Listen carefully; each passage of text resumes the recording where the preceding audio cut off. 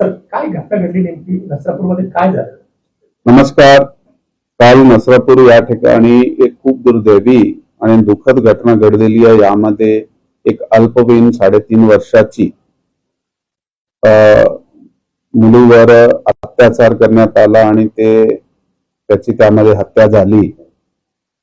या प्रकरण पोलिसांकडे काल ज्यावेळी रिपोर्ट झाला, साधारण संध्याकाळी घटना काही 3:30-4 वाजताच्या दरम्यानची आहे आणि 4:15 वाजता ज्यावेळी पोलिसांकडे हे रिपोर्ट झाला तर तातडीने आम्ही त्याचा शोध सुरू केला, आरोपीचा शोध सुरू केला आणि 1 ते 1.5 तासाच्या दरम्यान आम्ही हे आरोपी जे आहे त्याला ताब्यात घेतला. परंतु दुर्दैवाने तेव्हापर्यंत ते जे अत्याचार होता ते झालेला होता आणि ते हत्या झालेली होती.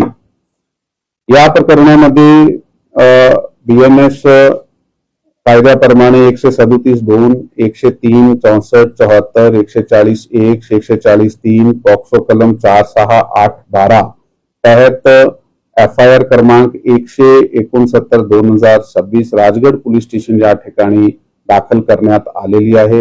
पुढील तपास जे चालू आहे, आरोपीला अटक केल्यानंतर आता पुढे तपास आमचा चालू आहे. लोक आक्रमक झालेले आहेत, त्याची मागणी आहे की प्रकरण लवकरात लवकर फास्ट ट्रॅक कोर्टात चालावं.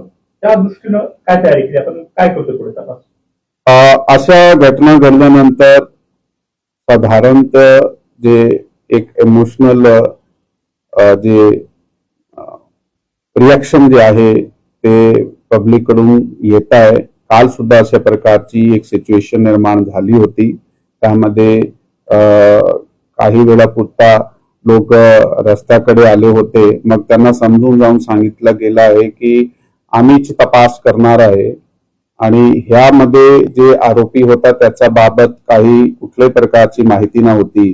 परंतु तांत्रिक आणि गोपनीय जे आम्ही आपले यंत्रणे वापरले तर तातडीने 1-1.5 तासामध्ये आरोपी अटक करण्यात आलेला आहे. पोलिसने ताबडतोब कारवाई केलेली आहे. आता तुम्ही आमचं सहकार्य करा. ते लोकांनी काल ऐकलाय, सहकार्य केलाय, ते शांततेने आहे, ते प्रोटेस्ट करताय परंतु ते शांततेने आहे आणि पोलिसाच्या सहकार्य करत आहात. आणि आपला जे म्हणणं आहे की नक्की या केस जे आहे ते तातडीने ह्याची चार्जशीट केली गेली पाहिजे, हे आश्वासन आम्ही काल सुद्धा लोकांना दिला होता आणि हे फास्ट ट्रॅक पद्धतीने चालला पाहिजे आणि आरोपीला सक्त जे पनिशमेंट आहे ते भेटली पाहिजे. यासाठी आम्ही प्रयत्नशील आहात. त्याप्रमाणे तपास आमची विशेष टीम करत आहे.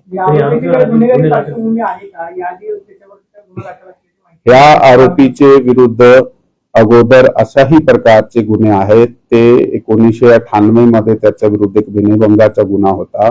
त्याच्यानंतर 2015 मध्ये त्याच्या विरुद्ध एक विनयभंग आणि पॉक्सो गुन्हा होता, ज्यामध्ये पॉक्सो आणि विनयभंगाचे कलम होते.